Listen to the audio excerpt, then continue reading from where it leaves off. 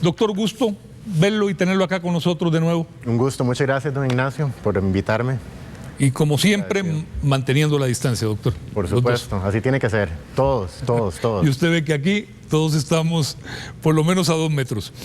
Doctor, tenemos varios días en que han sido 9 casos, niveles muy bajos. Después, ¿se acuerda usted cuando lo entrevisté hace unos 10 días, cuando se dio el pico aquel de 37? Correcto. Pero han estado en ese nivel. ¿Cómo lo interpreta usted, doctor? Pues tenemos que acordarnos del ciclo de vida de este virus, ¿verdad? Que es un ciclo largo, realmente largo. Entonces, los resultados que estamos viendo ahora de pocos casos es porque hicimos todo lo posible hace un par de semanas para reducir lo que está pasando ahora, ¿verdad? Vamos a ver lo opuesto dentro de unas 2 o 3 semanas por lo que ha ocurrido en esos últimos par de días.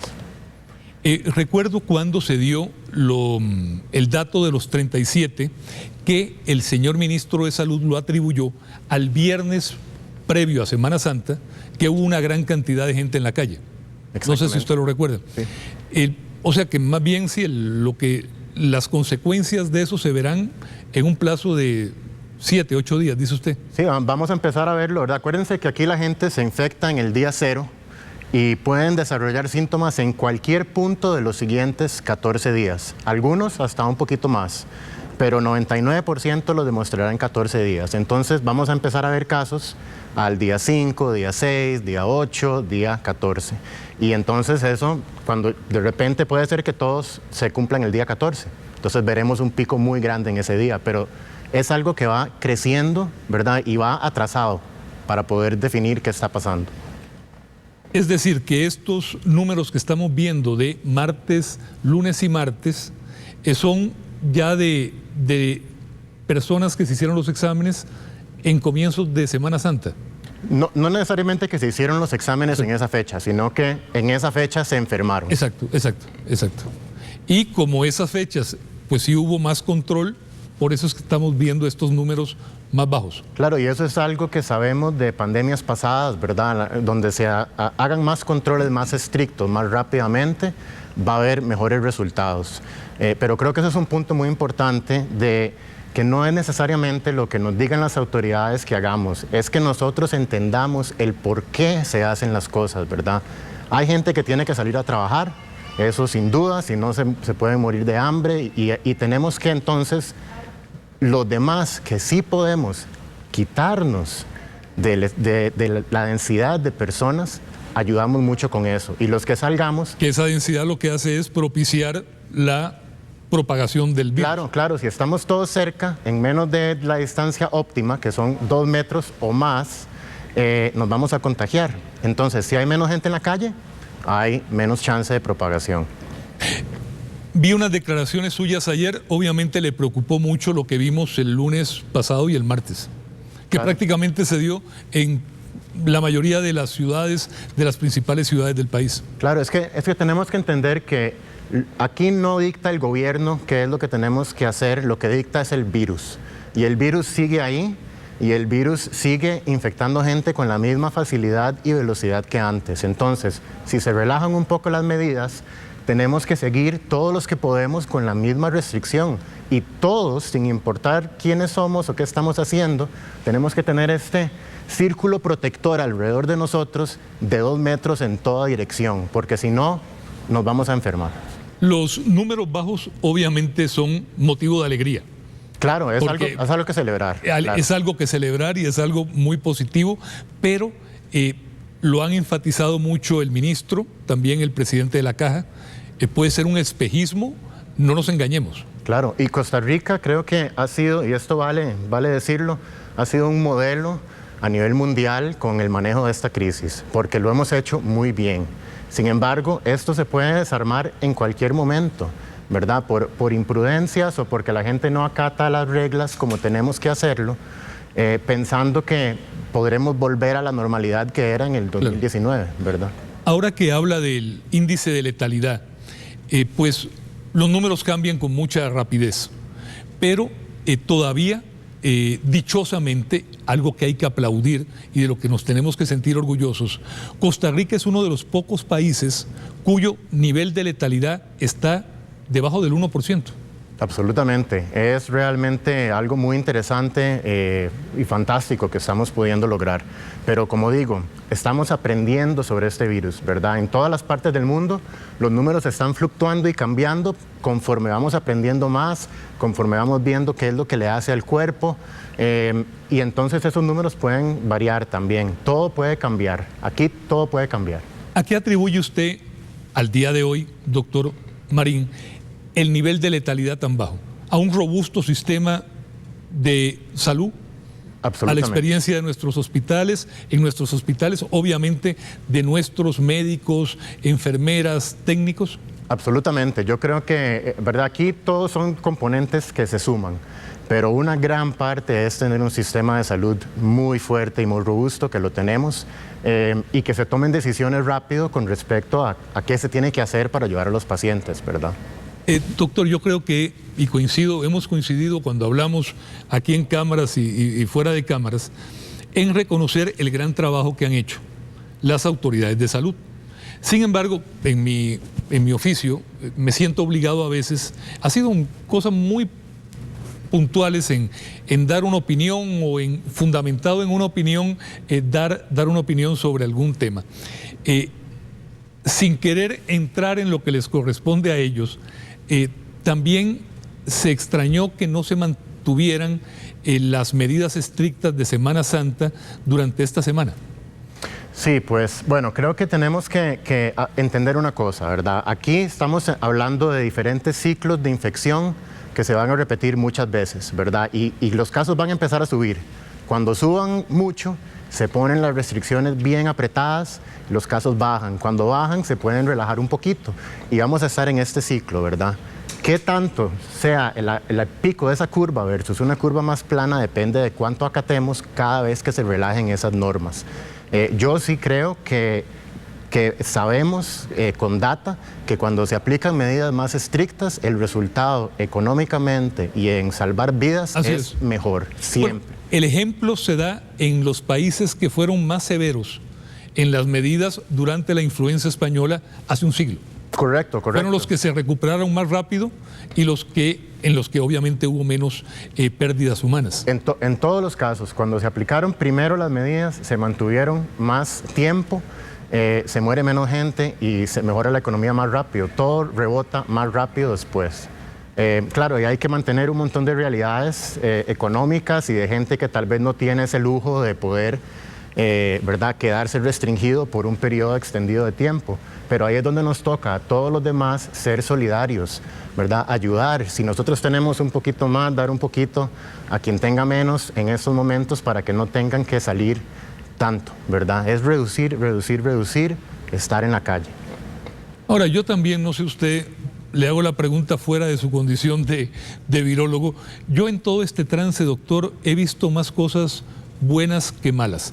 Me refiero a solidaridad de gente, personas que ayudan a los demás y, como siempre lo he visto, los más pobres, los más débiles, son los que tienen muestras de solidaridad más portentosas y más ejemplares.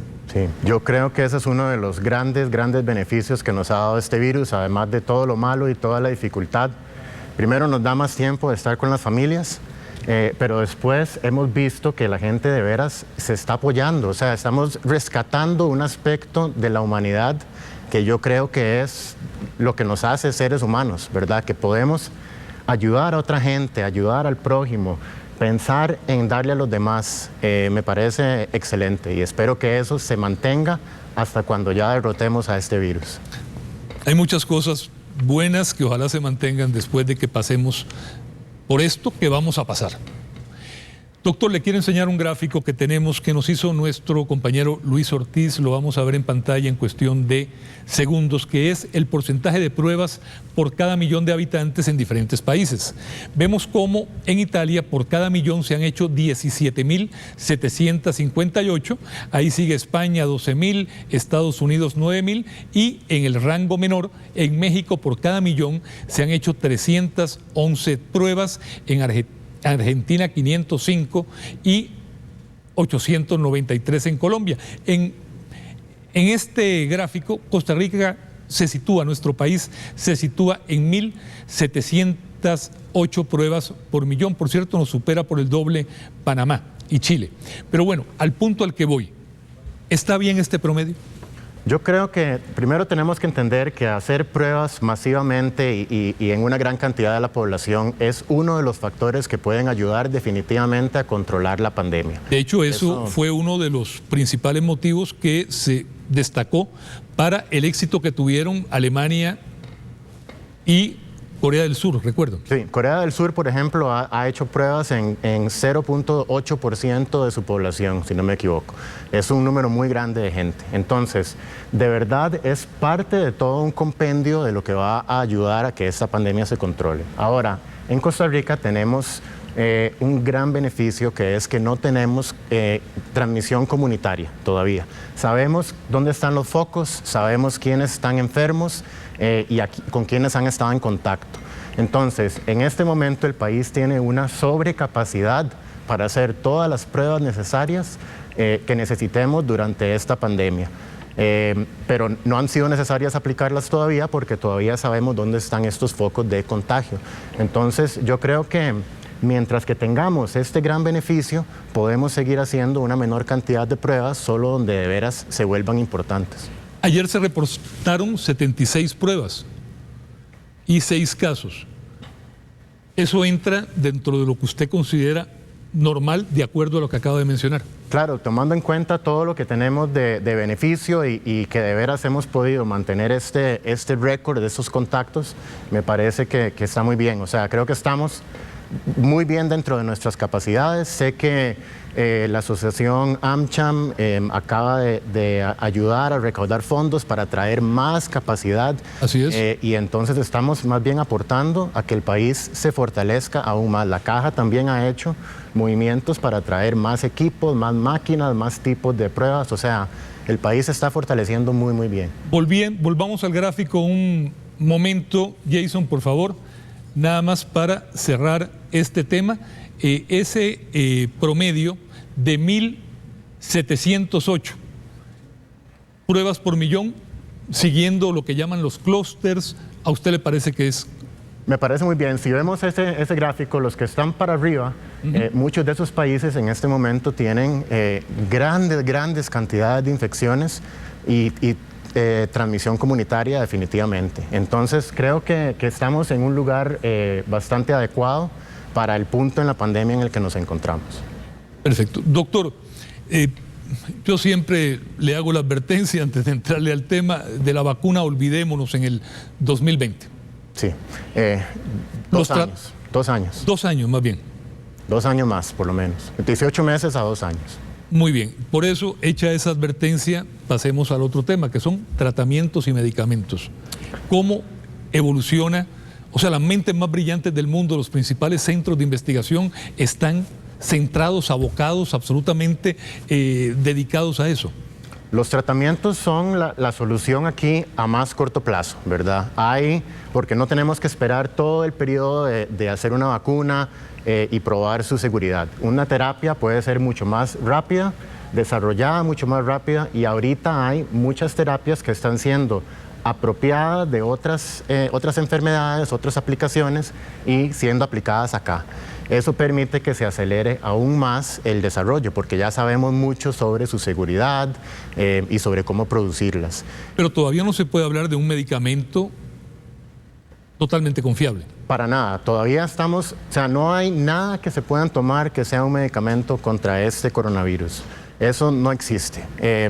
Hay ciertos medicamentos que he visto que están haciendo en casa con cloro o MMS o algunas de esas cosas. ¿Cómo? Pero, o sea, es terrible, es terrible. Son cosas ¿pero que qué, no qué están se hace probadas. con cloro? Usan dióxido de cloro, que es un químico, lo diluyen y en teoría se toma un poquito de eso, y eso supuestamente ayuda. Es una teoría de un doctor que ha estado hasta preso en su país. Hombre, pero qué bueno advertir. ¿Y en nuestro país hay gente que está haciendo esa locura? Sí, he visto muchos posts en Facebook de muchas personas que están compartiendo esa idea. Gárgaras de agua con cloro. Son o gárgaras o se toman un poquito, Hombre. ¿verdad? Pero tenemos que acordarnos, ahorita no hay nada que nos pueda ayudar de esta manera. Los tratamientos que se están desarrollando, aunque tienen muchísimo potencial, están en pruebas clínicas, o sea, no sabemos qué efectos van a tener sobre el cuerpo humano y cualquiera de esos arreglos caseros que estamos pensando no sirven y pueden causarnos un montón de daño y ser súper tóxicos.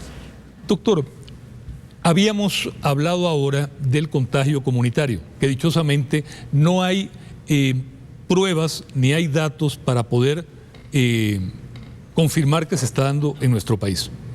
Sí, tenemos el propio que ministro ha dicho que no, que tiene que haber un número también muy importante de personas en las que no se pueda seguir el contagio. Correcto. Es que el concepto de esta inmunidad de rebaño, de comunidad, transmisión comunitaria, es que de repente vamos a perder quienes están enfermos, ¿verdad? Y entonces el virus puede estar en cualquier lado. Claro. Yo creo que ya deberíamos empezar a actuar todos como si el virus estuviera en cualquier lado, porque podría estarlo, ¿verdad? Entonces tenemos que cuidarnos de esa manera. Doctor, ¿qué es y cómo funciona? ¿Cómo usted lo puede explicar en la forma más simple lo que es la inmunidad de rebaño? Ok, este concepto básicamente implica que si yo estoy rodeado de un montón de gente y yo estoy contaminado, se va a enfermar un montón de gente, ¿verdad? ¿Cómo se puede reducir eso? Ya es una, quitando la gente, que es lo más efectivo, o dos, que ciertas personas ya no sean susceptibles, ¿verdad? Si hay menos gente susceptible alrededor mío, digamos que hay 10 y solo 5 son susceptibles, solo puedo pasarle la enfermedad a esos 5. Entonces, si llegamos a tener... Son una especie de barrera. Actúan como una barrera, pero actúan como una barrera colectiva. El riesgo de cada persona sigue siendo el mismo riesgo, solo que hay menos posibilidades de contagiarse. Sin embargo, para que eso ocurra, tiene que ser o con vacunación, para poder determinar y de veras darle la vacuna a la gran cantidad de gente, o tiene que ser porque se enferman suficientes personas. Pero el problema de pensar, bueno, entonces voy a enfermarme para ya salir de esto y que ya tengo la inmunidad y chao. No debe ser tan simple. No es tan simple, definitivamente, porque primero tendría que enfermarse casi que 75% de la población del mundo para que esto tenga sentido de proteger a esos 25 que no se han enfermado, 25%, ¿verdad? O sea, no es algo que sea factible. Vean lo que está pasando con las muertes que tenemos ahora, que es un porcentaje mínimo de la población del mundo. Si se enfermara toda esta gente, colapsa el planeta. Y además de eso, esto no necesariamente protege, ¿verdad? Porque igual mi riesgo individual puede ser, sigue siendo el mismo, solo que hay menos gente. Entonces, ¿qué podemos hacer para tener ese mismo enfoque y lograr el mismo beneficio sin que se tenga que morir 13% de las personas, 5% que quedan críticas, o que no tenga que estar 13% hospitalizada? Es separándonos, distanciando, que hagamos ese mismo efecto. En vez de que sea que nos proteja una barrera de alguien inmunizado, nos protege el espacio. Exactamente. Doctor, la vacuna BCG, de la que se ha mencionado que puede servir en el caso del coronavirus. Sí, esa es una vacuna... ¿Para qué es? Es una vacuna para tuberculosis, la bacteria que causa la tuberculosis. Y esta vacuna se utiliza más que nada en países en desarrollo, donde la tuberculosis puede ser algo prevalente. Entonces, se han dado cuenta que esta vacuna, en los países que tienen esta vacuna aplicada a una gran cantidad de su población como una política pública, tienen menos mortalidad contra el coronavirus. Entonces, ¿y menos contagio o menos mortalidad? Menos mortalidad es lo más importante. Por supuesto. Con estas vacunas nos hemos dado cuenta que ellas lo que hacen para tuberculosis es que pueden reducir el contagio y pueden reducir la severidad de la enfermedad, la propagación en la persona. Se han usado como inmunoterapias contra diferentes tipos de cáncer, como cáncer de vejiga, por ejemplo. Porque sabemos aunque es una vacuna contra la tuberculosis. Es que lo que nos damos cuenta es que cuando metemos esta vacuna, se generan dos tipos de inmunidades, ¿verdad? Con las vacunas. Primero, la innata, que es como una inmunidad general, o sea, una respuesta general que ocurre al cuerpo. Y después la específica contra este virus o contra esta bacteria. Entonces, nos hemos dado cuenta que al dar esta bacteria, esta vacuna, se activa esta inmunidad innata y eso puede proteger a que haya menos posibilidad de una enfermedad severa con el virus. Es muy interesante. Todo está todavía en estudios. Correlación no es siempre causalidad, ¿verdad? Pero hay estudios ahorita clínicos que están tratando de demostrar ya en pacientes que de veras esta vacuna puede proteger. ¿Esta vacuna se le inocula, es el término preciso? Correcto. ¿A niños recién nacidos? Correcto, sí. A niños recién nacidos, aquí en Costa Rica, esto puede ser algo que está contribuyendo a una mortalidad más baja.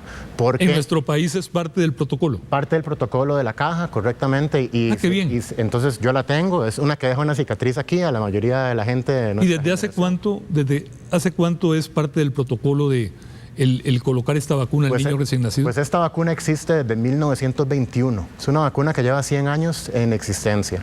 No estoy seguro cuándo se empezó a implementar en Costa Rica, pero sí se usa. Claro, no es que protege totalmente, ¿verdad? No es que nos protege como una vacuna diseñada contra el coronavirus, pero sí tiene algunos factores de beneficio en tal vez reducir la mortalidad. Doctor, antes que comenzáramos la entrevista, a mí me gustaría que cuando usted y yo comenzamos a hablar ya nos estén grabando, porque hablamos cosas, usted me cuenta cosas muy interesantes, pero me hablaba sobre el tema del deporte y la propagación del virus. Sí, correcto. Que creo que es algo que tenemos, porque ha sido un debate de que si uno puede salir a correr por la mañana, bueno, los que van a correr por la mañana o por la tarde, si se puede ir en grupo, si se va solo. ¿Cuál es la situación, doctor? Ok. En grupo, definitivamente no podemos salir a hacer ejercicio ahorita. Tenemos que pensar, digamos, voy a poner el ejemplo de andar en bici, por ejemplo.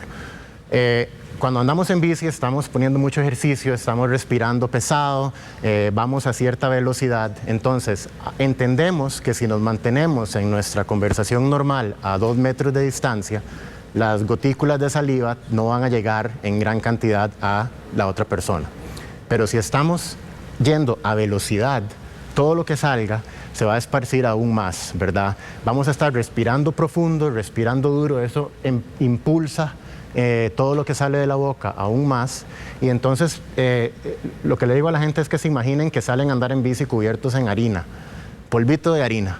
¿Y qué pasa cuando empezamos a pedalear? Eso sale por todo lado. Toda la gente que está alrededor se puede contagiar. Por eso es que no podemos. Igual con correr, ¿verdad? Si alguien está corriendo, está echando más virus por todo lado y eso puede permanecer suspendido por un periodo de tiempo que no sabemos exactamente, no mucho, pero ¿verdad? Si hay varias personas corriendo, eso puede propagar. Entonces, al hacer ejercicios, si podemos hacerlos en la casa, mejor, ojalá ventanas abiertas para no ser que estamos, ¿verdad?, acumulando mucho en el cuarto donde estamos haciendo el ejercicio. Y tenemos que pensar también que si salimos a hacer deporte, nos estamos siempre exponiendo, ¿verdad? Si salimos a correr y nos caemos, algún accidente, o por acaso alguien que pasó por ahí acababa de toser y dejó en algún árbol o algo, tocamos el árbol, ¿verdad? O sea, todos son riesgos. Entonces, lo mejor es buscar otras formas de ejercitarnos donde no tengamos que estar afuera, por ahora. No va a ser para siempre, pero por ahora. Por supuesto que es muy difícil. Vi varias proyecciones en los últimos días y semanas, pero la famosa curva y el punto de la curva, ¿cuándo podría ser que suceda, doctor, de acuerdo a su experiencia, sabiendo que, como usted lo ha dicho y recalcado, esto cambia cada día? Claro, bueno, entendamos una cosa de la curva que creo que tal vez no se ha dicho, que es que la curva va subiendo conforme vamos teniendo más casos, ¿verdad? Si acatamos cierta cantidad de medidas, la curva puede quedarse ahí, pero puede quedarse ahí y mantenerse, porque se sigue enfermando la misma cantidad de gente todos los días, ¿verdad? Entonces, ese pico puede ser plano por mucho tiempo. Lo que llaman una meseta. Una meseta, exacto, hasta que lleguemos a un punto donde acatamos un poco más las reglas, se ponen un poco más fuertes y ya los casos empiezan a disminuir. Entonces, ¿cuándo puede ocurrir este pico? Yo creo que en realidad no sabemos. Esperamos, por lo que hemos podido calcular al pasado, que sea en algún momento de finales de mayo, principios de junio, pero ¿qué pasa si el pico baja un poquito y después se queda aquí? ¿verdad? O sea, el pico en sí, la definición del pico no es tan importante como la trayectoria total de la curva y cómo vamos a poder acomodarnos a esa trayectoria de la curva para tener la vida más normal posible en el menor tiempo posible. ¿Usted considera prudente mantener las restricciones actuales? Yo creo que eventualmente, si no muy pronto, van a tener que incrementar restricciones y eso va a ser algo que va a ser cíclico. Lo van a incrementar, lo van a soltar, lo van a incrementar, lo van a soltar.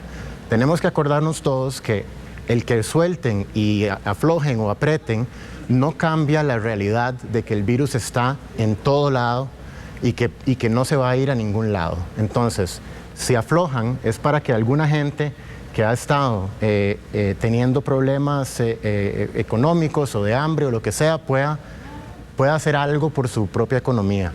Pero no significa que de repente todos estamos libres porque el virus no nos va a infectar, ¿verdad? Y puede ser que lleguemos a un punto donde ya no puedan aflojar, porque hay tantos casos que no se puede aflojar del todo. Entonces, seamos solidarios, apoyemos a que no lleguemos a un punto donde nos tengan que decir ya no pueden salir por los próximos 3 meses. O sea, en algunos países han hecho eso. Ahorita nosotros estamos manejando muy bien la crisis, pero si no nos ponemos todas las pilas, no vamos a poder seguir así. Máxime que también, por ejemplo, tenemos un vecino donde el gobierno ha tomado una actitud totalmente irresponsable ante la pandemia. Estoy hablando del gobierno de Nicaragua. No así del pueblo nicaragüense que en la medida de sus posibilidades ha tratado de aplicar algunas medidas. Eso puede también ser un elemento disparador. Absolutamente. Por el gran tránsito que hay de nicaragüenses a nuestro país. Absolutamente. Y al virus no le importan las fronteras. El virus no le importa si uno tiene pasaporte nicaragüense, panameño, estadounidense o costarricense, ¿verdad? El virus se propaga, punto. Entonces, pensar que, claro, tenemos un riesgo muy grande con lo que está pasando porque no se les ha dado la información al pueblo, porque no se les ha apoyado, pero pensar que algunos nicaragüenses que puedan entrar al país van a ser los responsables de traer esta enfermedad está muy equivocado, porque si vemos nada más lo que pasó en San José, en los últimos 2 días hay una cantidad mucho más enorme, muchas órdenes de magnitud más grande de ticos que no están manteniendo la distancia y ellos pueden propagarlo igual de fácilmente que cualquier nicaragüense. Cuando esto pase, cuando ya esté la vacuna o los tratamientos, dentro de 1 año y medio, probablemente el 80% de la población habrá tenido el COVID-19. Sí, tal vez para llegar a ese número duremos un poquito más, pero se habla una gran cantidad, claro. De más del 50%, sí. De más del 60%. Sí, si podemos evitar eso, sería lo mejor, porque cada persona que se enferme está en un riesgo, 10 veces mayor riesgo de mortalidad que con influenza, que mata 200,000 a 400,000 personas por año alrededor del mundo. Entonces, que se muera 3% o 2% de esa cantidad de personas sería tremendo. Y este virus es 3 veces más contagioso que la influenza. Entonces, lo mejor aquí es no enfermarse hasta que tengamos la cura, porque no sabemos quiénes vamos a ser de los que vamos a estar en cuidados intensivos necesitando ayuda, ¿verdad? Pero sí, eventualmente se enfermará bastante gente. Y espero que ya para ese momento tengamos tratamientos, terapias que podamos darles para cortar esa severidad y bajar la duración de la enfermedad. Doctor, usted conoce los Estados Unidos, ya en cuestión de 3 minutos vamos a la conferencia de prensa. Usted conoce los Estados Unidos, vivió, trabajó, estudió allá. Se perfila, algunos hablan verdaderamente de una situación tan seria como la de España o la de Italia. ¿Usted cómo lo ve? ¿Cómo lo evalúa? Pues Estados Unidos tiene una de estas situaciones realmente increíbles, ¿verdad? El doctor Fauci es uno de los doctores más respetados en inmunología y enfermedades infecciosas en el mundo. Por otro lado, tienen ciertos líderes del gobierno que no están escuchando la ciencia. Entonces, ha ocurrido una situación que yo de veras creo que es terrible y se puede poner aún más terrible en el tiempo que viene. porque la cantidad de enfermos, la forma en la que se está propagando y el hecho de que todavía hay una gran cantidad de personas que o se rehúsan a aceptar la nueva realidad o que simplemente no les importa. Y eso va a llevar a que se muera una gran cantidad de gente. A mí la situación de Estados Unidos me preocupa tremendamente. Ve uno una discusión entre, por ejemplo, el gobernador de Nueva York y el presidente Trump, donde tanto uno como Watt y el otro, a pesar de sus diferencias, tratan de minimizar la situación y decir que ya se ha llegado al punto más alto de la curva y que ya todo comienza a normalizarse. Sí. Los hechos pareciera que contradicen esa afirmación. Sí, totalmente. Ellos, o sea, el presidente Trump quiere reabrir la economía lo más rápidamente posible y no está entendiendo que aquí lo que dicta es el virus, de nuevo, es el virus el que habla. Yo espero que se tomen medidas un poco más estrictas en Estados Unidos y que podamos reducir la cantidad de enfermos, porque de veras es algo realmente preocupante. Y una parte increíble de lo que se está haciendo en Costa Rica es que nosotros casi no hemos visto siquiera al presidente hablando mucho. Habla más el ministro de Salud y el director de la Caja, ¿verdad? Que creo que eso es como tiene que ser. Que hable la ciencia. Sí, que hable la ciencia, que lidere la ciencia y la medicina. Y la política toma su lugar detrás, apoyando y aportando lo que se puede, pero aquí tiene que hablar la ciencia, es la mejor manera. Los médicos, los científicos, las autoridades de salud del gobierno, para terminar, doctor, han hecho realmente un formidable trabajo, un meritorio trabajo digno de admiración. Creo que somos los ciudadanos los que tenemos que ponernos a esa altura. Claro, claro, todos, por favor, tenemos que hacer que el trabajo que se está haciendo, que es formidable, impresionante a nivel mundial, valga la pena. Si no lo hacemos nosotros, no vamos a lograrlo. Yo creo que con ese mensaje terminamos y ya tenemos la señal allí de su colega, el ministro de Salud. Doctor Marín Müller, gracias por estar con nosotros. Muchas gracias, don Ignacio. Gracias. Vamos con la señal del Ministerio. Seguro Social, don Román Macaya.